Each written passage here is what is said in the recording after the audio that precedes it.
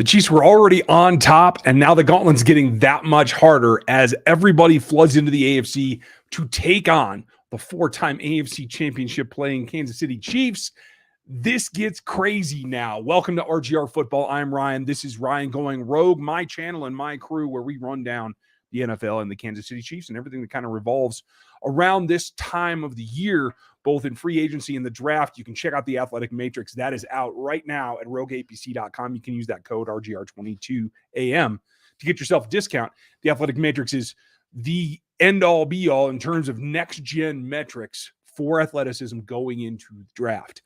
That's something the Chiefs are going to have to use because they're going to have to combat all these new teams that I think have gotten significant upgrades in terms of being contenders and being part of that gauntlet for the AFC against the Chiefs. We already knew about the Bills. We already knew about the Bengals.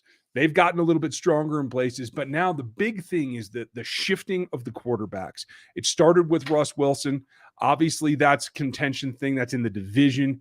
We've already discussed that a little bit. The DeShaun Watson trade makes what was already a solidly strong Cleveland roster that much better. With Nick Chubb and possibly Kareem Hunt staying there, you have that balance with what DeShaun will be able to do with that passing offense along with the rushing offense.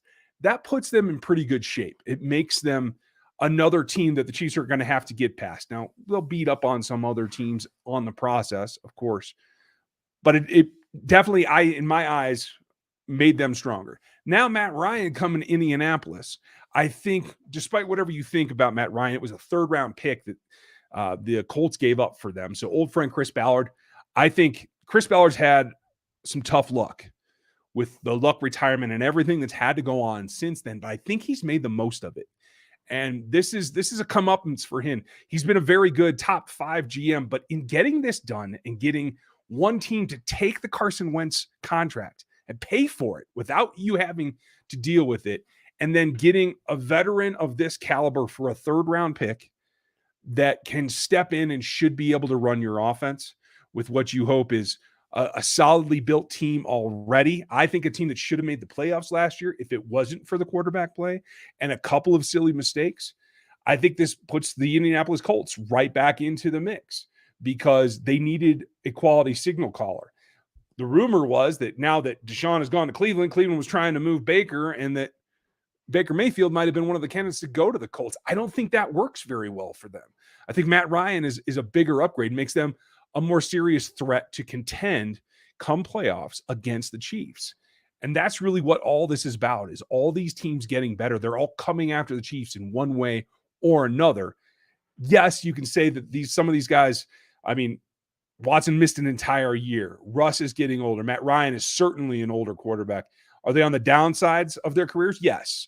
Matty is not, and I see, Nick, you're with him there. Matty is not what he was, but he's still an upgrade over what you got from Carson Wentz last year. That's my point. It's a relative change for the positive, and you got out from under the contract, and you got that third-round pick. Now, it is up to the Chiefs to match that. And that comes down to athleticism. It comes down to protecting against what those pass games are going to bring against them. And that is, you have to have pass rush and you have to have the ability to cover. I think this forces a little bit of a change. I think you have to get a little bit speedier at the edge position. We've talked about that some. And I think you have to get into the ability to play more mixed zone coverages. I think that's going to be important for the Chiefs in 2022. And that's what this trade today of Matt Ryan just kind of emphasizes all over again. Nobody's going to the NFC.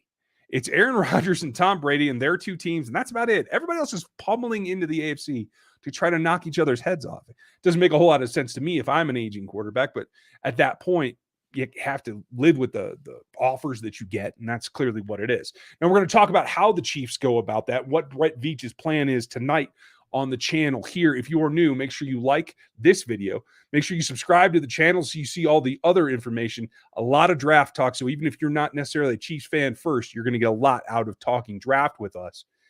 And then you want to hit the notification so you make sure you get more of it. Check out the Matrix. I think you guys will like that. If you are a draft Nick and you're not necessarily a Chiefs fan, this is exactly for you, because it's league-wide. Has nothing to do with anything else. We're going to answer those questions about Veach's plan tonight. Go through how I'm interpreting what he's doing, And whether we're at a point now that we should see more action or whether we should be more concerned, we're going to get to that tonight.